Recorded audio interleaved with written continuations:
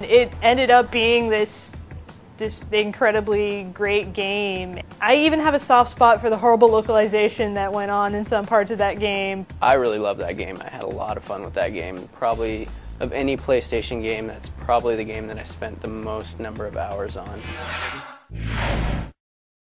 Oddworld Abe's Odyssey is probably, I think, the most beautiful game ever to be released for the PlayStation.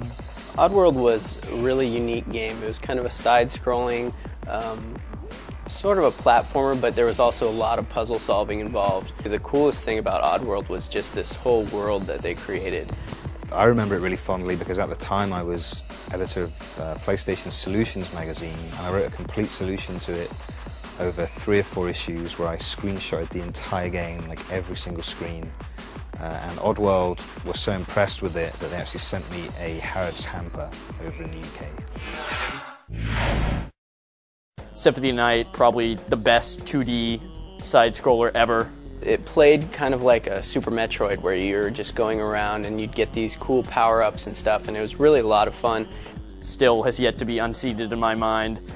It was cool for a number of reasons. You got to play Alucard, who was an awesome anti-hero instead of the sissy Belmonts with their little dominatrix whips. It really filled that need for kind of an old-school type of game, and it was really cool. Sick music, such that I imported the OST separate from the game. Vib Ribbon I just have to mention because all the guys at GameSpot US, I remember them hounding me for copies of that game when I joined the staff, because it was never released over here. It was released in Japan and it was released in Europe. And what was great about it is that even though its graphics were kind of crappy and they looked like they were 10 years old even when the game came out, I think it was probably the first game that let you put in any music CD of your choice and then created levels based on that. And there are other games coming out now, some of which aren't announced yet, that are going to do that. Bushido Blade was a 3D fighting game that was really unlike any other 3D fighting game up until that point. Bushido Blade 2 is not as good as Bushido Blade 1, but it was an alright game. And you could just basically hack each other their bits. You could cut some guy's leg off, cut some guy's arm off, or just, run him through. Bushido Blade kicks ass, and Bushido Blade 2 sucked. Some of my best gaming memories are associated with Twisted Metal. Like the time my buddy came over and we downed, I don't even know how much Jolt. Just a lot of Jolt, a whole lot of Jolt. And we stayed up for I think it was around 48 hours playing that game. And we just took that game apart. One unique thing about the PlayStation for me was importing games. I had never imported games really before the PlayStation came out. And there were a lot of crazy Japanese 2D fighters that came out over there, but would never come out over here.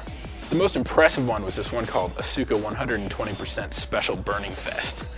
And it was just this crazy, I don't know, insane game. Asuka 120% Special Burning Fest! I remember sitting down with Jeff Gerstmann one time and we were just trying to hash out the most insane combos we could, because once you got your power meter up to 120%, that's the thing, is you could just start busting out repeated special moves in a row, the super specials, and you could kind of chain crazy combos. I don't know, there weren't a whole lot of games like that at the time, so it was pretty cool to be able to play that. I love this. I actually really like this game. This game is a really bad fighting game, but I played a whole lot of it. So Tobal #1 came out in the US, and it was like this 3D fighting game that Square did that most people only remember because it came with a demo of Final Fantasy VII. But anyway, Tobal was a really cool game that had some really neat ideas, but didn't really go all the way with it. Tobal 2 was awesome. And since Tobal #1 did so poorly in the US, they never brought Tobal 2 over. But Tobal 2 was it was probably one of the first 60 frame per second fighting games that were out there. It was really smooth. It had a lot of really neat control ideas. It was just really unique for a 3D fighting game. This is the era of games like Tekken and Virtua Fighter where they had very standard 3D fighter control schemes already dreamed up. And the Tobal series just kind of threw all that away and said, no, we're going with high, medium, and low. And you can, basically you have 8-way run. And this was, back before games really did the whole 8-way run thing all the time. It was really unique in its time, and it just looked awesome. That game still it looks great. Merchant Grand Prix 2 isn't a great game. It's just a kind of cartoony racing game. It was the first game I ever got a promo copy of. I think, when I started work on magazines, so that was a really big deal.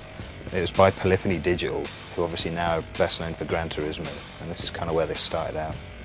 The PlayStation had a lot of big franchises launch with it. Resident Evil, Tomb Raider, Metal Gear Solid, all these big games that we're still playing sequels of today pretty much started with the PlayStation. Resident Evil is amazing. What? What is this? Crazy horror zombie game, and then every once in a while I'd actually like get it in my head that, hey, maybe I should play this, and then I would try playing it and then realize, wait a minute, I hate this. Jill, here's a lockpick. It might be handy if you, the master of unlocking, take it with you. What I remember about Resident Evil was, at the time I was rooming with this guy. He was this big punk rock guy with a mohawk. And so these three like sort of tough guys came over, and I popped in Resident Evil. And I was playing, and they were watching me, and they were all kind of like, oh, this game looks cool, or whatever.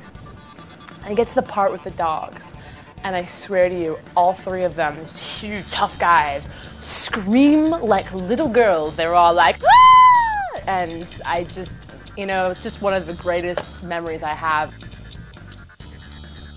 One of the games I was looking forward to most on the PlayStation was Tomb Raider 2.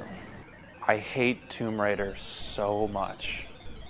From the get-go. When it came out, I was in college and I was very, very poor. So I actually couldn't afford to buy the game, but I could rent it. The gameplay at the time was just like, oh, this is Prince of Persia, but with a girl and guns, and why am I shooting all these tigers? I rented it, I took it home, I did not leave the television set. I played for 23 and a half hours. Anyone who likes them is some kind of moron or something, I don't know. People, only the truly insane would vouch for Lara Croft in this day and age.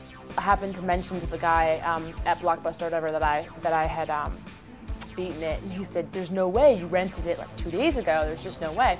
You know, a day and a half ago, I don't understand. And I said, no, I really beat it, I swear. So he made me go back to my house, get my memory card, and I brought it into the store, and he popped in one of the PlayStations, and he sort of saw that I had beaten it, and he gave me free rentals for a month. Metal Gear Solid was cool because it let you break necks, and no game ever let you break necks before. It was a game that was greater than the sum of its parts, and if you deconstruct the parts, it does kind of break down. You know, I was excited about that game because, you know, I was like, oh, I love Metal Gear and the NES, you know, this is going to be great. And then when I realized it was like, you know, 9 hours of movie for 2 minutes of gameplay, like, that, I was kind of done with that after. But if you just go, dude, that guy totally made me unplug my controller, it's awesome.